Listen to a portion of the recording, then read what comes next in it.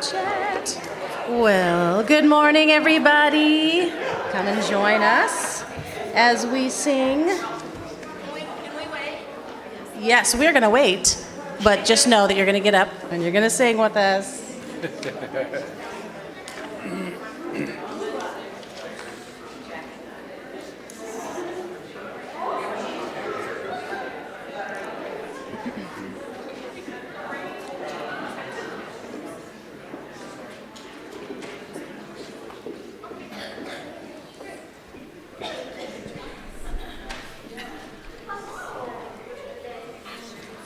Okay, so we're going to sing Spirit of Life, which is 123, but it's also, lyrics are up here.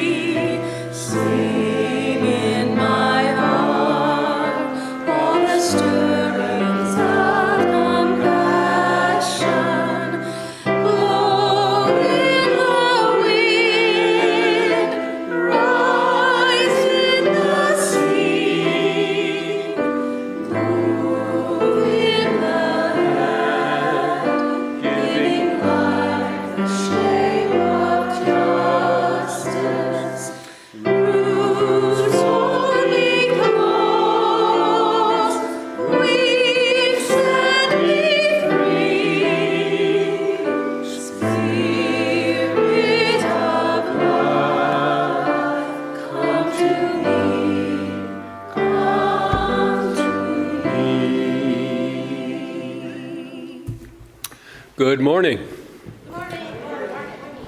And welcome to the Unitarian Universalist Church of Spokane, where our mission is to join together to create a nourishing, liberal religious home and to champion justice, diversity, and environmental stewardship in our wider world, or as we say in short, to create community, find meaning, and work for justice. We're glad to have you with us this morning. We're a very welcoming congregation, and we appreciate your unique beliefs, lifestyles, experiences, and backgrounds. And if you're one of our long-term members or are here for the first time today, we welcome you. We're very grateful that you are with us this morning. We're also grateful to those who are streaming with us this morning. We welcome you as well. It is going to be my pleasure this morning to welcome our guest speaker, Mery Smith.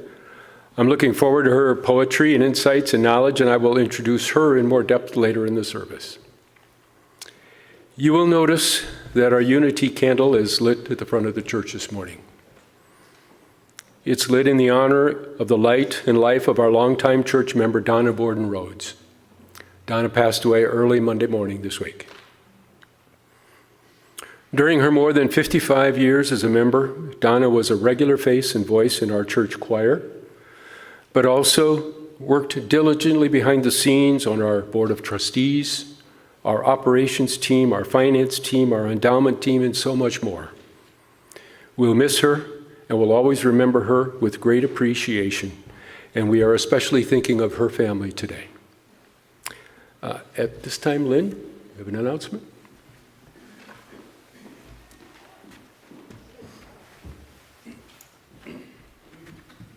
Good morning. Isn't it so fun to see the choir?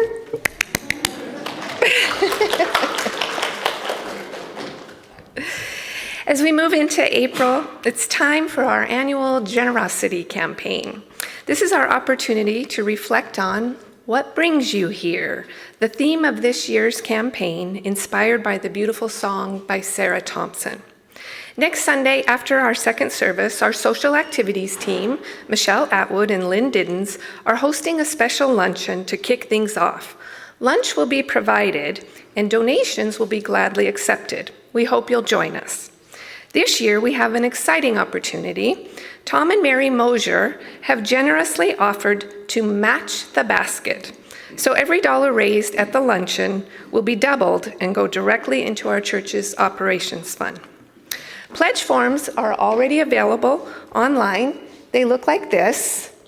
So if you click on the pledge form or generosity campaign, you'll see that on our website. And hard copies will be available here at the luncheon next week. Be sure to check out our paper tree on the kiosk in the back in the Friendship Hall. Right now, its branches are completely bare, but for every pledge that comes in, we'll add a leaf and watch our generosity bring that tree to life. So let's come together and celebrate what this community means to us and step into spring with a spirit of abundance. Thanks.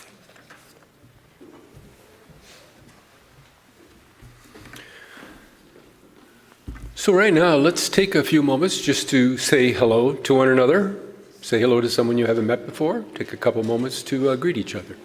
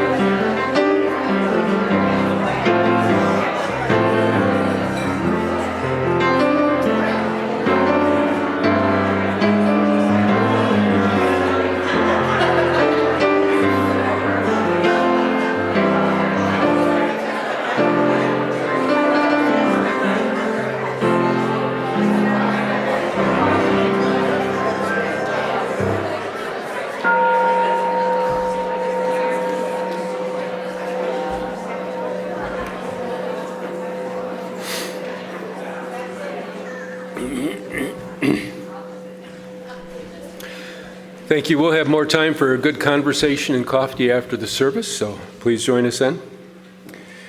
We now turn from our informal greeting of one another to formally begin our service by the lighting of our chalice, the symbol of Unitarian Universalism, the symbol of our unity and solidarity, of our openness and inclusion, of our community and our individual uniquenesses.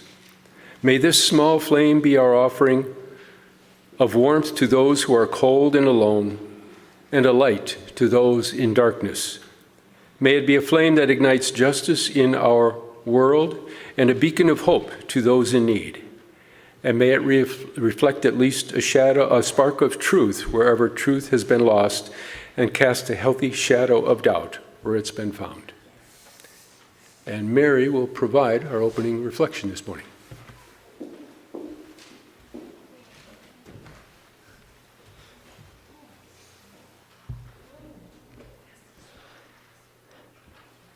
This poem is called Yes, We Can Talk by Mark Nepo.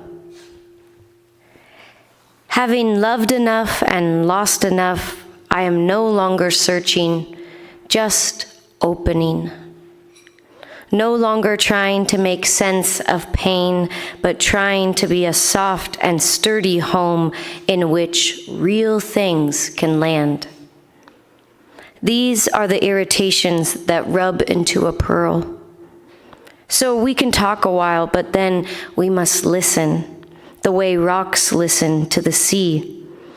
And we can churn at all that goes wrong, but then we must lay all distractions down and water every living seed. And yes, on nights like tonight, I too feel alone. But seldom do I face it squarely enough to see that it is a door into the endless breath that has no breather, into the surf that human shells call God.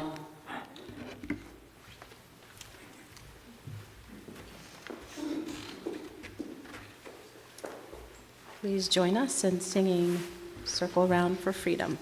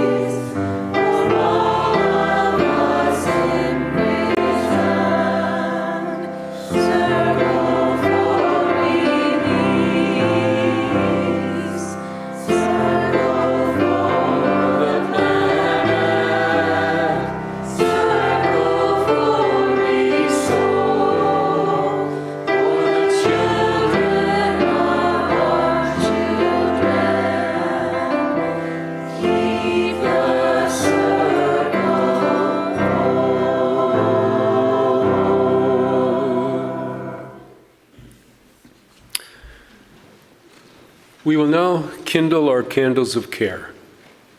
Each time as we gather together as a congregation, there are always those who are with us in our minds and in our hearts, and who we want to wrap in our love and care. We kindled candles today for the family of Donna Borden Rhodes this morning, as well as those involved in the conflicts in the Ukraine and the Middle East and where else in the world. Let us share a moment in silence, embracing others who are here and here in our hearts and minds this morning. And you're welcome to say their names aloud as you are willing.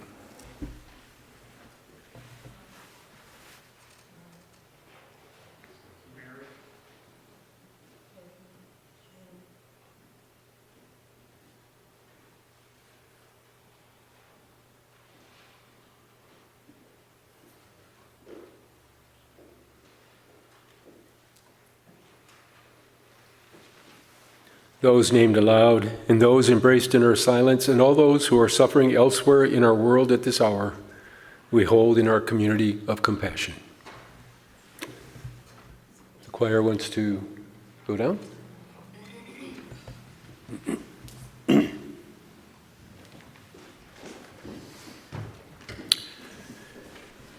At this time, we now gratefully give and receive this morning's offering, which sustains this community and its mission to the larger world.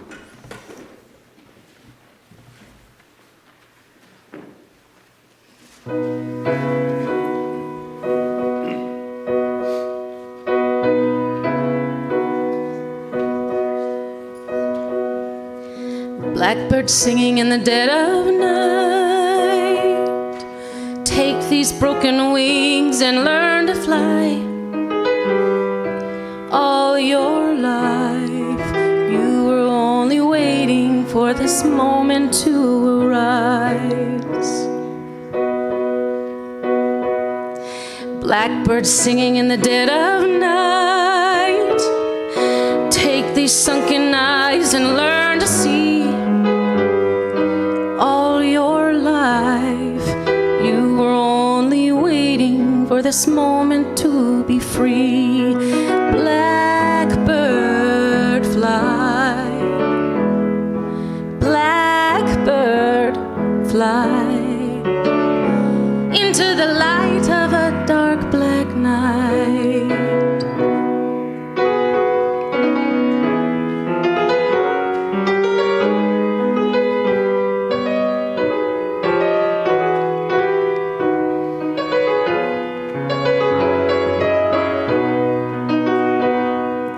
Blackbird fly, oh blackbird fly into the light of a dark black night.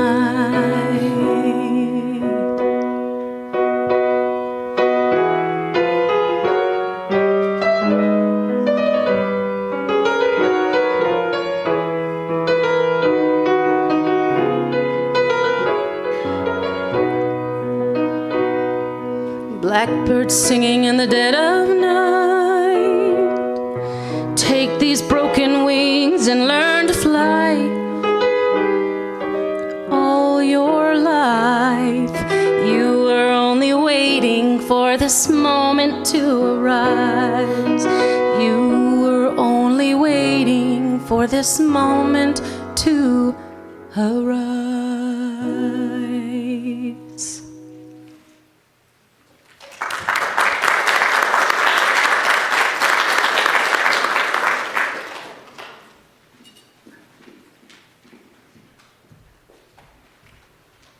I'd love to welcome any children to come forward for our Time for All Ages. I was a student for 20 years. First service I said 17, but I forgot all about pre-K and kindergarten. So I was a student for 20 years, and I was a teacher for 15 years, and March always has felt like a long month. If you're a student or a teacher, you know what's right around the corner. Spring break. So this is a poem for spring break. It's called Sick by Shel Silverstein. I cannot go to school today, said little Peggy Ann McKay. I have the measles and the mumps, a gash, a rash, and purple bumps. My mouth is wet, my throat is dry. I'm going blind in my right eye. My tonsils are as big as rocks. I've counted 16 chicken pox. And there's one more, that's 17. And don't you think my face looks green? My leg is cut, my eyes are blue. It might be instamatic flu. I cough and sneeze and gasp and choke. I'm sure that my left leg is broke.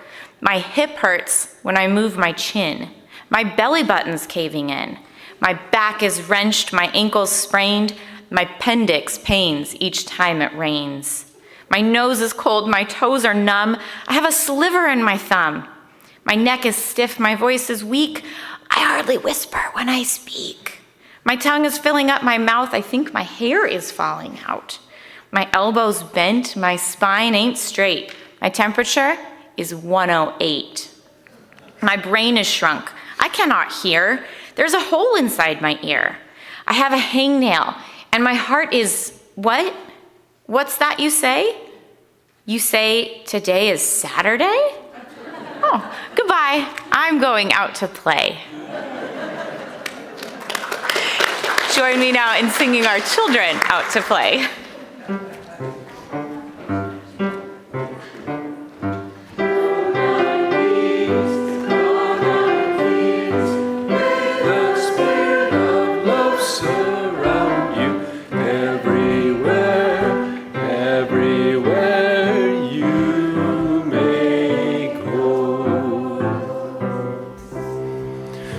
I think I have half of those things when I get up to go to work in the morning.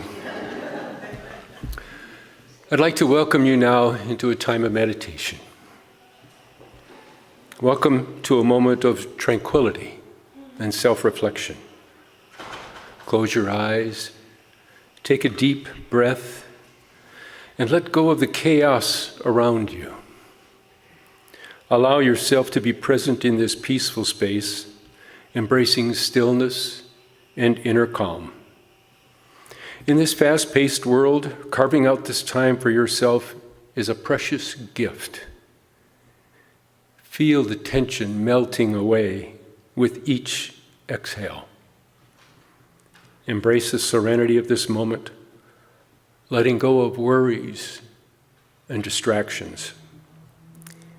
Be fully present in this space of tranquility, where your mind can find peace and your soul can rejuvenate.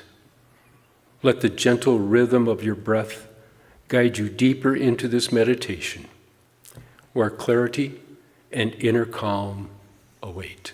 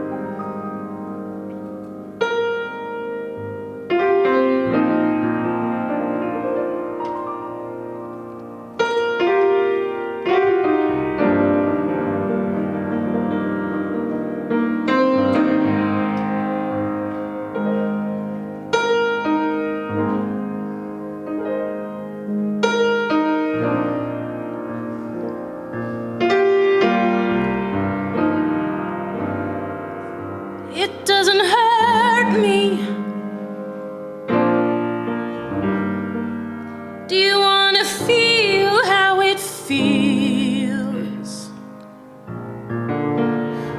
Do you want to know that it doesn't hurt me? Do you want to hear about the deal that I'm making? It's you.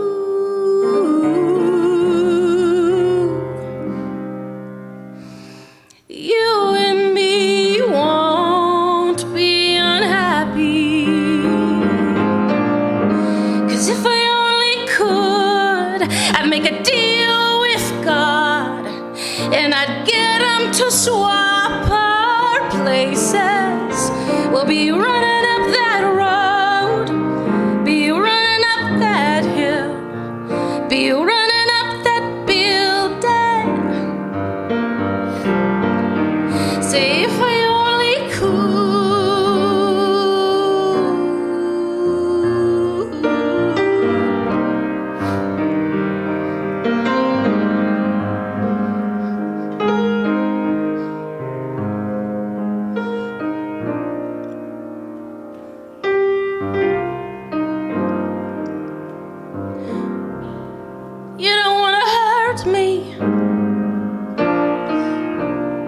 But you see how deep the bullet lies. Unaware I'm tearing you asunder. There is thunder in our hearts, baby. Is there so much hate for the ones we love? Oh, tell me we both matter, don't we? It's you.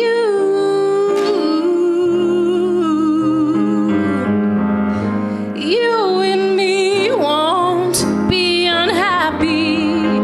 And if I only could, I'd make a deal with God. And I'd get him to swap our places. We're running up that road. We're running up that hill. We're running up that building. And if I only could.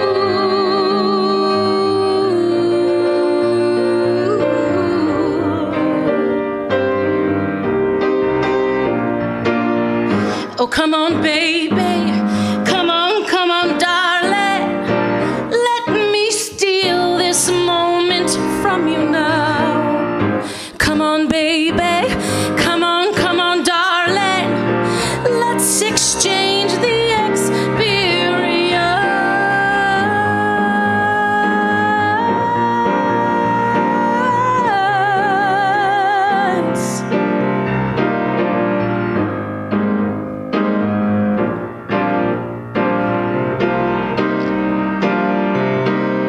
And if I only could, I'd make a deal with God, and I'd get him to swap our places.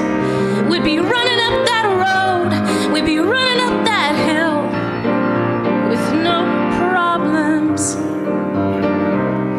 Say if I only could, I'd make a deal with God to get him to swap our places. I'd be running up that road, I'll be running up that hill with no problems.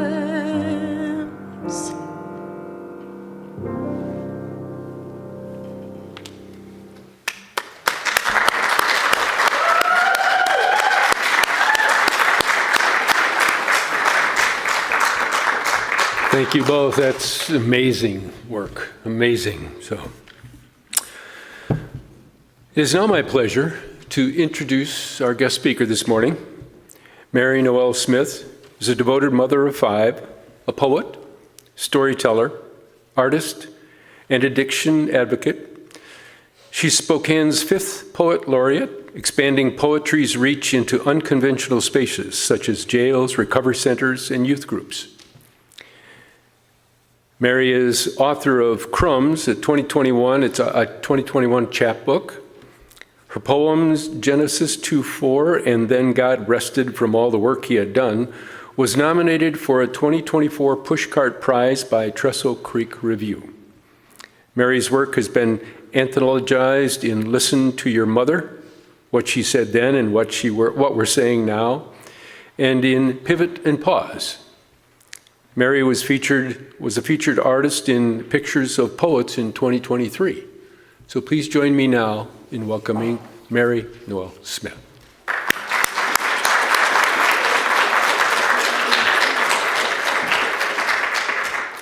Good morning, everybody.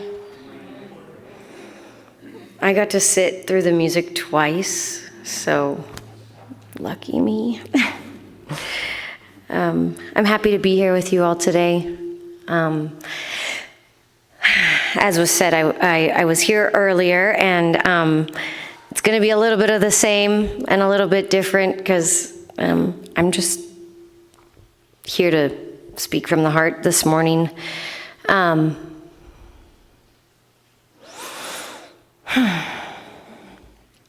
So I guess I'll start with this, is that the reason I get to come and the reason I'm invited into places at all is because I'm sober today. My friend Paul invited me here, and I'm so happy he did. I love your church. It's gorgeous, and the people here are top notch, so friendly. But that idea that I would be asked to come somewhere when 16 years ago I was asked not to come. I was uninvited to lots of things because of my choices. I consider it a real honor and a privilege. I get to work with children a lot. You sang them out, and my heart just swelled. I have a real sweet place in my heart for youth poetry, and that's part of what I want to be doing in Spokane is this outreach that was mentioned about going into unconventional spaces. We are going into Airway Heights Correctional Facility to the prison, and we're going to provide an 8-week poetry workshop to 30 folks who are incarcerated there, and it's a real honor. And the other cool thing that we're doing is that we're creating the first ever youth poet laureate for Spokane. So once that information becomes available, I would love to pass it on to you guys so we can spread the word. So I'm sober. I'm living a good life. I have been for the last 16 years. I have 4 beautiful children who have never seen their mom drink, which is a miracle, because I'm a blackout one. I'm the life of the party, and even after the party's dead and gone, I'm still there. So to be able to be present for their lives has been such a gift. I think originally I thought, man, I'll never get to be the things I really wanted to be because I'm a mom now, so I don't really get a vote anymore. I was very young when I started having kids, and it probably helped save my life, honestly. And I resented it too. I did. I wanted to go back to college, and I wanted to make a name for myself, and I wanted to be somebody. I was going to be Johnny Carson's replacement. And then I had a bunch of kids, and I had a child with special needs. My son Hobbs was born with Down syndrome. And then, he's got not such a good heart, and not such good eyesight, and not such good hearing, and he's on the spectrum, and we just got the poo-poo platter of things. And so I'm a caregiver to him as well as his mom, and there's a difference. And yeah, life just got so big and so wonderful, but it was a little bit of grieving that I went through, and in so much shame and so much silence around that, because the recovery community that I was in at the time, and the way that at least the way I perceived it, was that you should be grateful. You've got a beautiful life, you're sober, you've got 4 beautiful kids, nothing to complain about. And a lot of that was really true. What I love about poetry and words is that things can be true, and then other things can be true, and those can exist together. So often it does. What I found about mothering and caregiving and being sober allowed me to have the presence to witness these things, as I could bear witness to joy and sorrow and know that they come from the same place. If you are deeply carved out by grief, you are deeply carved by love. And that's been my whole experience around being Hobbs's mom. So about 8 years sober. I'm 16 years sober as of January 5th. About 8 years sober, it occurred to me, I was like, I think I could be sober and not married to that guy. But I wasn't sure. like Hobbes, I have my own poo-poo platter of things. So I was an alcoholic and an addict, but I was also addicted to people. And you made me okay. You tell me I'm okay, I'm okay. You tell me I'm pretty, I'm pretty. If you think I'm funny, I'm funny. But if you don't think well of me, I don't know what I think about myself. Looking out here for what's in here. And so I had that thing in me that says, you know, this wonderful, you know, man that I married, and he's good, and he holds the job down, and he's very responsible and a respectable member, and like I'm with him, so I'm okay by proxy. And that 8-year journey to my 13th year sobriety, where I got to know myself a little bit. My sponsor, I have a sponsor in a recovery circle. She said, "So, what are you doing today? What are you doing for fun?" I said, I'm going to a recovery meeting. And she said, "Oh, honey, get a life." And she was right. I didn't have a life. My whole life was centered around being sober and being a mom. And I was kind of miserable. Like I mentioned, that resentment. I was starting to resent recovery. I was starting to resent being a mom. I felt pretty confined and trapped by these things that people told me were good enough. They were enough. And wanting and desire was villainized, shameful. Don't talk about it in meetings. It does not make you popular. And but it was what was true for me. And so I did eventually find that I could tell the truth, and there was still shame around it, but I shared it anyways, and people loved me anyways. And I told the truth of myself, which was that I wanted more. I desired more than just being sober and just being somebody's mom. And I wanted to be more than somebody's wife. I wanted a life of color. I wanted it all. And I didn't think that made me bad. I just thought it made me a person. And at about 13 years sober, I remember thinking, I want out. I'm done. I did not get sober for this.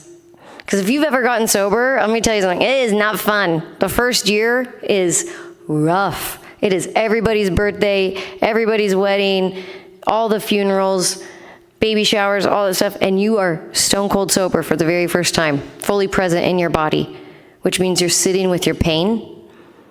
You're making friends with your grief. You're making friends with the fact that I didn't really even know myself very well, and how embarrassing that was for me to be like a full-blown adult in a life in which I didn't feel like I really had anything to do with. It had all kind of happened to me up until that point. And so I told the truth over and over again, because that is what I learned how to do in recovery. And it saved my life. Telling the truth has saved my life. I found you can stay sober and stay alive just on the truth alone, without even having a bunch of skills yet, not even having a bunch of tools in your toolbox yet. But if you're willing to tell the truth, my experience is the rest will come, the way will show. So I wrote poems for fun. I read poems for joy. I read fiction, like made-up stories, for fun. And up until that point, all I did was read and write to stay sober, to stay alive. It was very serious, okay? There was no fun. And I would get up at the same way every day. I have my stack of books. This is what we read to stay sober. This is what we read to connect to God. These are the things that we write down so that we're not bad. And it was all about being good. And when my sponsor told me to get a life, I joined a book club. and they read made-up stories. And they met weekly and had snacks and conversated. I hated it. I hated it.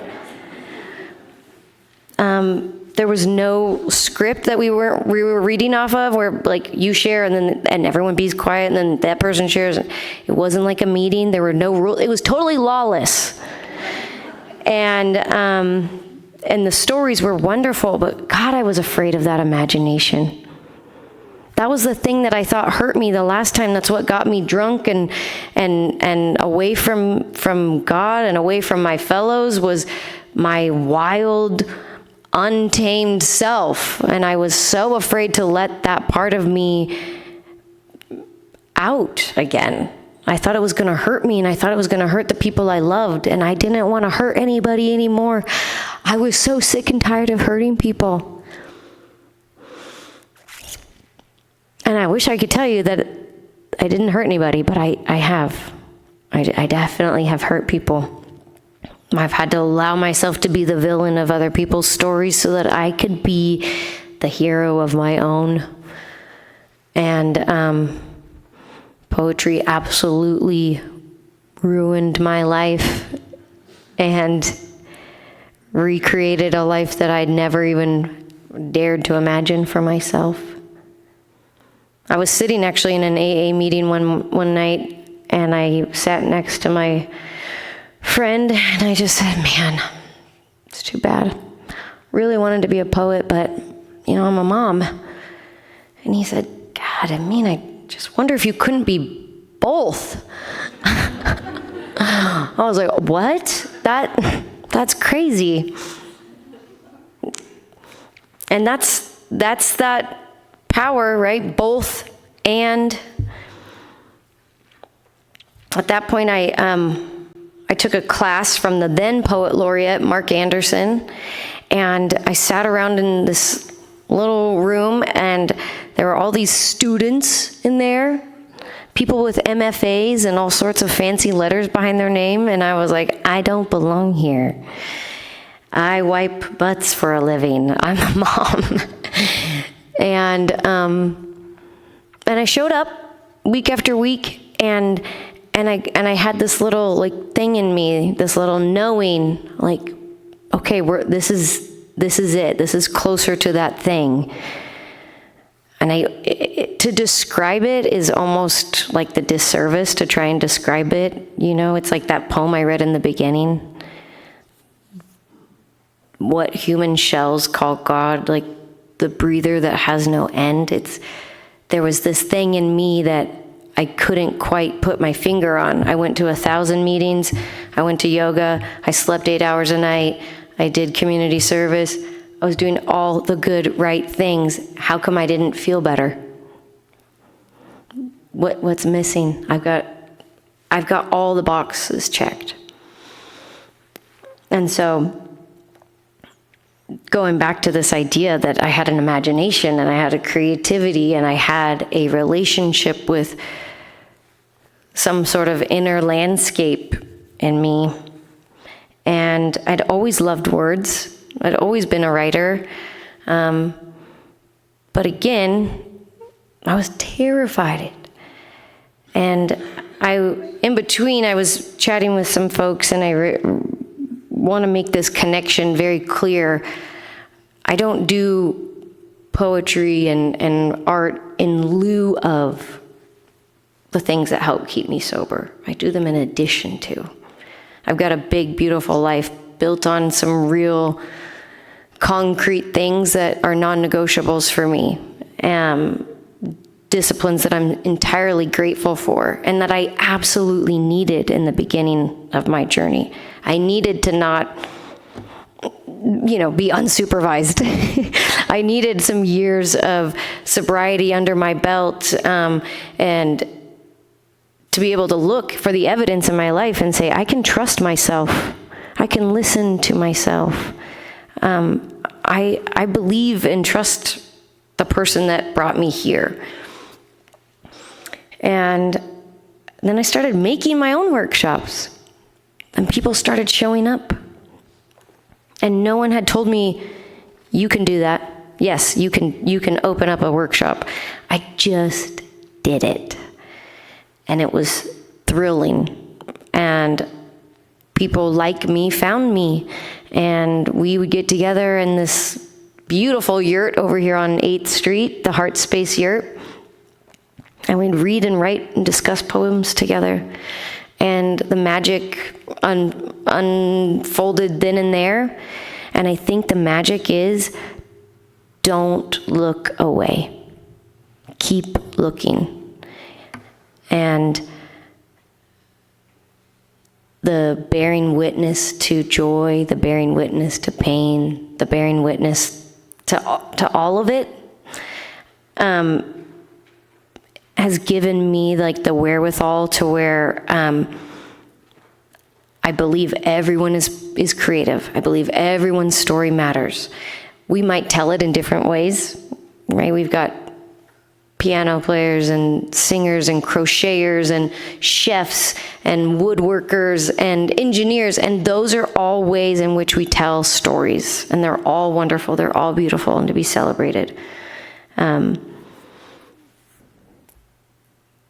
So just to say, I'm doing this for a couple years, okay, and this all feels well and fine, and it's kind of working, but my life is starting to crumble a little bit because I don't start to make sense in the places that I've made sense to the people I've always made sense to. I started to change, and people don't like that. They want you to stay the same. They really like that. And I evolved, and I wanted to put my name onto poems that made people uncomfortable. And I've had to make peace with that, and I have. But life is about paying attention. That's what poetry is about paying attention to what's happening around us, and that means we look at the hard and we say, that's hard. We look at the hurt and we say, that hurts. And I don't know about any of you, but where I grew up and came from, if I said, that's blue, they were like, red. It's red. It's absolutely red. Shame on you. So that thing in me that says, like, this is the thing that hurts, or this is the place I went, it's a duty. I think poetry is a duty that I have, and something that I've come into sharing and come into knowing is that we are all wanting to belong. We all want to belong to each other. It's like what I felt when I very first came into an AA meeting. I was like, oh, I finally belong here. And that was the only place I belonged for a very long time. And when I came into poetry, I didn't think I belonged there. I thought it was for kind of elitists, the Ivy League college folks. I was like, this is like the gated community of arts, and I'm like the chimney sweep. I'm the help, guys.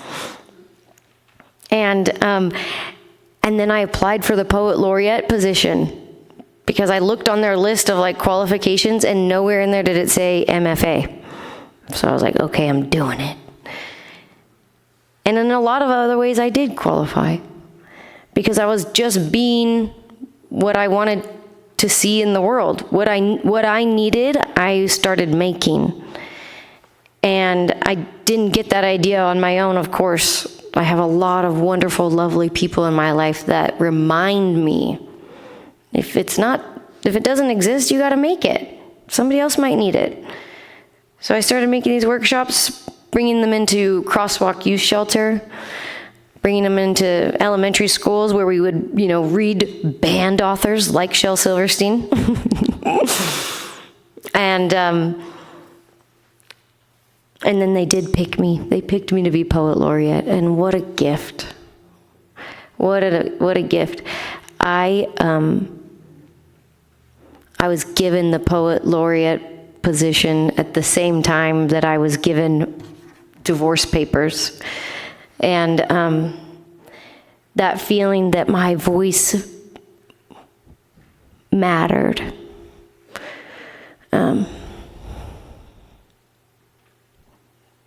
Was such a gift.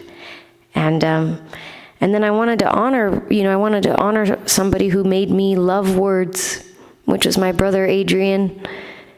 And I'm going to read you a poem in a moment that I wrote about him, for him, but AG was the one who made me love words so much, and he died 2 years ago of a fentanyl overdose. And that week, the week that he passed away, AG was writing me poems from Chelan County Jail. He was writing me song lyrics. He was writing me and telling me about dreams he had, businesses he wanted to start. To say, like, the human spirit is so incredible that you could be at once dying and at once living. And so I wanted to honor AG with this Poet Laureate, and that's why I'm going into Airway Heights, because that's somebody's brother, you know? And I want to go in there and I want to teach poetry, and I want to read their poetry. And publishing work is wonderful. Having a poem nominated last year was the honor. It was such an honor. I never thought in a million years that I would have these successes around something that felt so foreign, so out of reach for someone like me. But it wasn't enough. It was never going to be enough. I wanted to actually help people. I wanted to have poetry work harder for us, that it would offer actual human, real-life aid, that we would actually sit across from people and say, read me your poem. And I get to do that today, and it's beyond me. It is beyond me. Last year, or 2024, I was invited to commission a poem for the YWCA for their Women of Achievement. And off of Luba's suggestion, I'm going to read a few more poems than I read in the last service. So this is a poem inspired by Andrea Gibson's poem. This is called Women Budding. Darling buds daring to bloom against the odds, winter's late frost and early teeth biting. It seems all at once a bloom, something recognizable, a symbol of what happens with all good growth, time and light. Curled into ourselves a haven, a hope for what is to come. Every woman here had to believe in life after dark. Women budding into space, 665 days into the Supreme Court, 9,861 days onto Major League Baseball fields, 1,490 days, and that is just the flashy news. Women budding while cheering on other sprouts, while we worked to feed and house ourselves, while we hadn't a clue what came next. At times, it was only bright green faith, unsure but scrappy. Buds which came to us as seeds now bear fruit. A life made precious and delicious, all deep red. Stronger under the sun, we named our flower Lean on Your Sister, wrote the instructions for sowing, reach for that which is yours, let sunshine in, a divine timing. Applaud your every turn, because blooming can be frightening. Rest. Come spring, come new earth smell in our hair and nails, come what may, we'll be ready. Welcome our fears like friends of fertilizer. What comes to us will always grow. What's ripe or rot, we'll always know. Trusted tangles in this ecosystem we call home. Come rain, come aphids, come morning dew, come prudence, come mothers, come advocates too, budding women, come see what grew. While you thought you were sleeping, a new and wonderful, beautiful you. Thanks.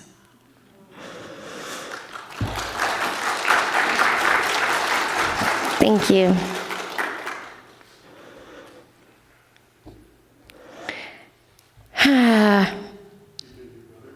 Yes, I'm going to do my brothers right now. So this is a poem I wrote in honor of my brother Adrian, and highly recommend writing poems when you're grieving. This is called Winged Now. Butterflies on cue, that's how you come to me now, with the music up, full blast, your seal-like laugh. Remember you on one knee, reciting poetry to the girl with citrine eyes. Now I run towards you, reaching out to grasp at the ghost of an invisible disease. How much for these teeth? How much for these teeth? But I cannot afford them. Now winged, your dentin is exalted. I am reaching out to save what is left of your reputation. What became of you was not the way that I remember you. At night, reaching down from your top bunk to pop the small pockets of air from in between my toes, just because. A gesture, all our own. On Friday nights, some girl in the back seat, I rode shotgun as we played our favorite song. You whistled along. I'd always be your number one. If God is, well, then God is someplace that's safe, met with crooks and forgotten poets. And you are there now, running. Thank you.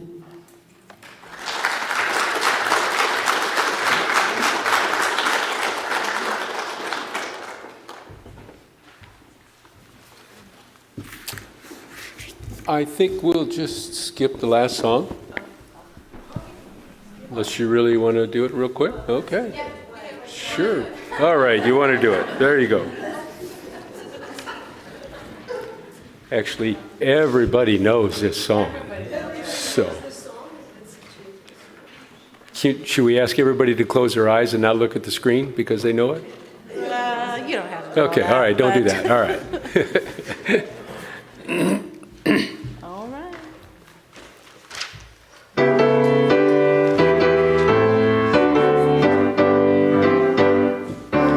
This little light of mine, I'm gonna let it shine. This little light of mine, I'm gonna let it shine. This little light of mine, I'm gonna let it shine. Let it shine, let it shine, let it shine. Everywhere I go, I'm gonna let it shine. Everywhere I go, I'm gonna let it shine. Everywhere I go, I'm gonna let it shine. Let it shine, let it shine, let it shine. Building up a world, I'm gonna let it shine. Building up a world, I'm gonna let it shine. Building up a world, I'm gonna let it shine. Let it shine, let it shine, let it shine. Very good. Our closing words today are from Gilda Radner.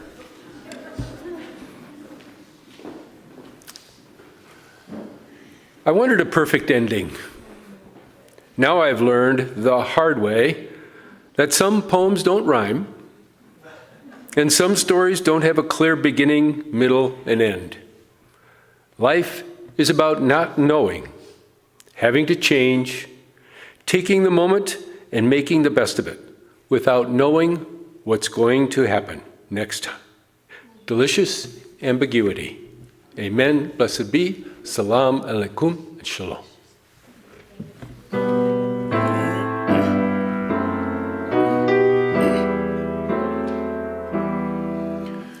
Shalom Haverim Shalom.